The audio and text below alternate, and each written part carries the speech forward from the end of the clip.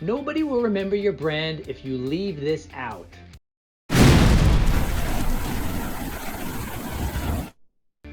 In this video, I'm going to teach you how to learn the one thing you need in order to stick in your audience's mind. My first brand failed because I failed to use cohesion. Once I applied cohesiveness to the brand, it got attention very quickly and the brand's awareness skyrocketed. Hey everybody, I'm Rob Genovese from Unleash My Beast brand, where I teach you how to be a brander and build a brand. I want to thank everybody in the community for subscribing, and if you're not yet a subscriber, go ahead, hit that subscribe button, ring the bell so you get a notification when new videos come out. I got new videos coming out every Tuesday and Friday. So what is this thing called cohesiveness?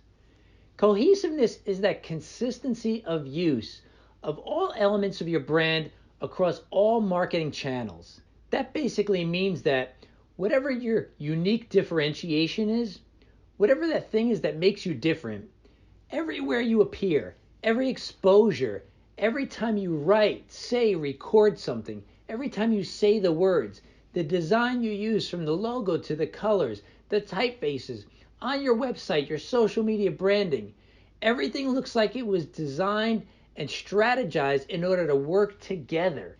That working together is cohesiveness.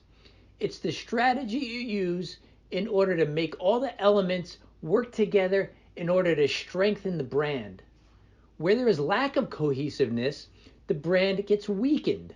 Now that may sound a little dramatic, but the fact is this: every time you are amplifying your brand in some way, you are either strengthening it or you're weakening it. So what does that actually mean when you execute? It means this: if your brand shows up one way on social media and shows up a different way on your website, and when you're speaking to somebody, it's coming across yet still a more different way, that means your brand lacks cohesion. That means you're fragmenting the clarity of your message so that when there are multiple exposures to your audience, when a person hears something or sees something of your brand, if it's a little bit different each time, it's diluted in their mind. They're confused by it. They don't make the connection in their own mind as to what this really means. So what are some examples of how this can happen? Well, if your color of your brand is chartreuse, right?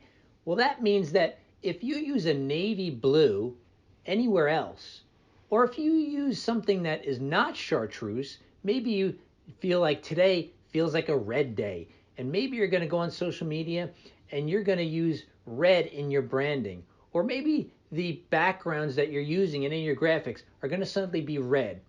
Well, if your brand's colors are chartreuse and you use red, what you're really saying is this: you're really saying that these are different brands you are seeing. These are not the same, because how you show up in one place should be how you show up in all places. Same thing goes for fonts. The typeface you use should be consistent across all channels. That means if you use one typeface in one place, you've got to be able to duplicate it in lots of other places. So choosing a typeface becomes very critical. You're really going to have to give a lot of thought about what you're going to use, because whatever you use, you're going to have to use it consistently everywhere you appear. And hey, if you want to learn more about choosing the right font, you're going to want to check out this video about how to choose the right font. So why the heck is this so important that you've got to put forth all this effort in order to make this consistency, this cohesiveness, a part of your strategy? Well, the idea is that consistency in the brand's exposure creates a reinforcement so that it sticks in your audience's mind. What gets reinforced gets remembered. So that's why it's important to appear the same way everywhere you are. Now, where this really starts taking some work, and look, I understand you're building your business, so you're not always thinking about branding. But listen, if you're going to go through the work of building a business, you're going to want to build a brand, because building a strong brand will help you do the heavy lifting that your business is going to need long term. In other words, branding is the heavy lifting for your marketing strategy so that it can go farther, faster. So in terms of branding, you have to look at the branding elements. There's the logo, the website, the color, the typeface, the words you use, the words you do not use. all these things come into play. The branding elements need to be strategized together so that you can create a cohesiveness ahead of time.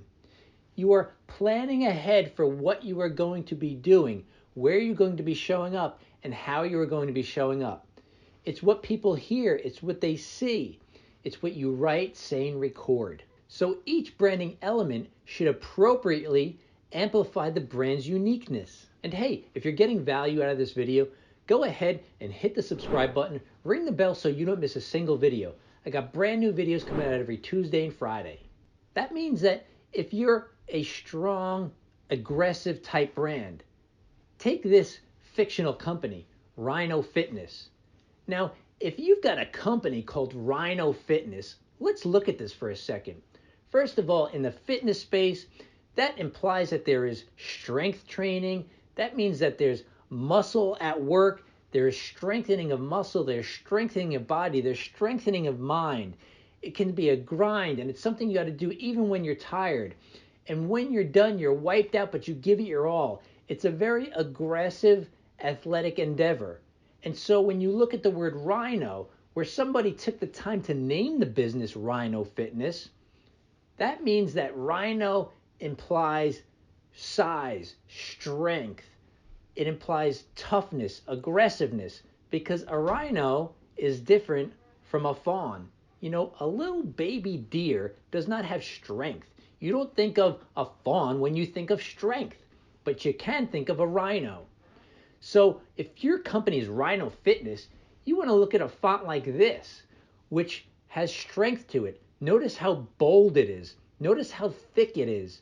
If you even want some movement in there, you can turn it into an italicized font, which indicates movement. The characterization and the personality of the font, being strong, being movement, that's appropriate to Rhino Fitness. What's not appropriate to Rhino Fitness? This one. See how delicate it is? See how thin it is? See how frail it is?